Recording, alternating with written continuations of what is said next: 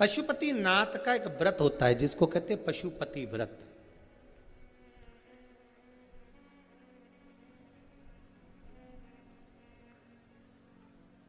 आजकल लोगों ने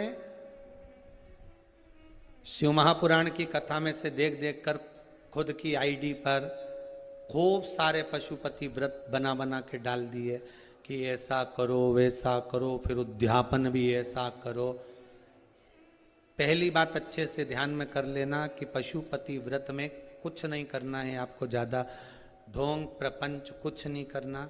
सवेरे के समय पर थाली लेकर जाओ, शंकर भगवान का पूजन कर करो, अभिषेक पूजन करो,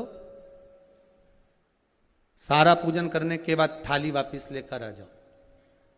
उसी थाली को शाम के समय लेकर जाओ। शाम को फिर थोड़ा सा बाबा को समर्पित करने के लिए कुछ मीठे का प्रसाद जिसके 3 हिस्से हो जाएं। 6 दिए घी के बाबा को समर्पित करने के लिए लेकर जाएं। भगवान को बेलपत्र समर्पित करने के लिए लेकर जाएं। प्रेम से बाबा का स्नान पूजन सब कराकर शाम के समय प्रदोष काल में प्रदोष समय में कर कर प्रसाद जो बनाकर ले गए हो उसके 3 हिस्से कर लो। 2 हिस्से मंदिर के अंदर ही रख देना है, 1 हिस्सा अपनी थाली में वापिस लेकर आना। 1 दिया लेकर आना, उसको वहां से जलाकर नहीं लाना। 5 दिए मंदिर में जला दीजिए।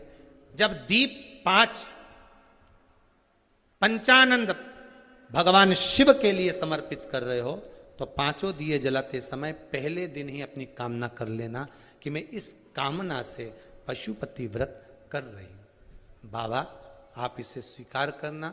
पशुपति व्रत जिस मंदिर पे पहला व्रत होता है उसी मंदिर पर 5 व्रत होते हैं, मंदिर नहीं बदला जाता। अगर मायके जाना है तो वापिस आकर करो, पर पशुपति व्रत ये नहीं कि मैं मायके में 1 कर लूंगी या वहां जाकर 1 कर लूंगी, ऐसा नहीं होता। जैसे संकट सोमवार 16 सोमवार होते हैं ना, संकट सोमवार 16 सोमवार का भी व्रत का ऐसा महत्व रहता है कि जिस घर में करा है उसी घर में करना होता है। ये नहीं कि किराए के मकान में रह रही हूं तो मैंने किराए का मकान बदल लिया है, अब बदला मकान में पहुंच गई तो 1 व्रत वहां कर लूंगी। नहीं नहीं, उद्यापन तक उस मकान में तुम्हें रहना पड़ेगा जिस मकान में तुम रह रहे हो। तो हाँ, तो व्रत का मतलब। अब पशुपति व्रत के अंतर्गत शाम को 5 दिए, 1 दिया जलाकर प्रज्वलित करना है आपको। कहाँ?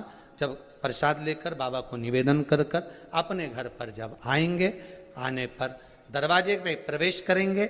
मुख्य द्वार में जब प्रवेश करें उसी के राइट भाग में आप बैठकर अपने घर की ओर मुख कर कर बड़े प्रेम से उस दिए को समर्पित कर दें। बाबा से विनती करें कि बाबा ये दीप मैंने केवल आपके लिए जलाया है कि आप इस मेरे मार्ग को सुलभ करें, मेरे घर की जो बांधा है, जो भी मेरे मन की इच्छा है उसको पूर्ण करें। बाबा को निवेदन कर कर प्रसाद लेके घर में प्रवेश कर जाएं। सुबह के समय जब आप फलार कर लें, शाम के समय आप भोजन कर लें। भोजन कब करना? जब 1 भाग प्रसाद का लाएंगे, उस प्रसाद में से किसी को नहीं देंगे, वो प्रसाद पहले आपको खाना है, उसके बाद भोजन ग्रहण करना है। नमक दोनों समय खाओ, कोई मना नहीं। फलार में भी खा लीजिए, शाम को भी खा लीजिए, कोई चीज की मना नहीं। बस बाबा का स्मरण करो। 5 व्रत पूर्ण हो जाए। 6ठे व्रत में कुछ भी 108 सामग्री लेकर जाओ, चाहे मूंग लेकर जाओ, चाहे चावल लेकर जाओ, चाहे बेलपत्र लेकर जाओ, चाहे 108 मखाने लेकर जाओ, चाहे तुम्हारी मर्जी पड़े जो लेकर जाओ। 108 पुष्प ले जाओ, श्वेत पुष्प ले जाओ, रक्त पुष्प ले जाओ, जो तुम्हारी मर्जी पड़े, पर 108 लेकर जाइए। शाम के समय पर जब आप पूजन कर लें, पुष्प समर्पित कर दें 108, तब एक श्रीफल 11 रुपये बाबा के चरणों को समर्पित कर दें। बाबा आज मेरा व्रत पूर्ण हुआ है, मेरी मनोकामना पूर्ण करना। मुझे विश्वास है 5 व्रत भी पूरे नहीं होंगे, 2 या 3 व्रत में ही बाबा आपका कार्य कर देगा। पर प्रेम से करना, विश्वास रखकर करना, भरोसा रखकर करना, अहंकार नहीं। जितने पशुपति व्रत करो आप, उसमें अभिमान को त्याग दो। शंकर जी के दरवाजे पर जब सुबह जाओ ना तो पहले अहंकार छोड़ कर जाइए। पशुपति व्रत आप जब करें, भगवान शिव को 5 व्रत हैं, बीच में कोई बांधा आ भी जाए उसको छोड़ दो, अगला कर लो।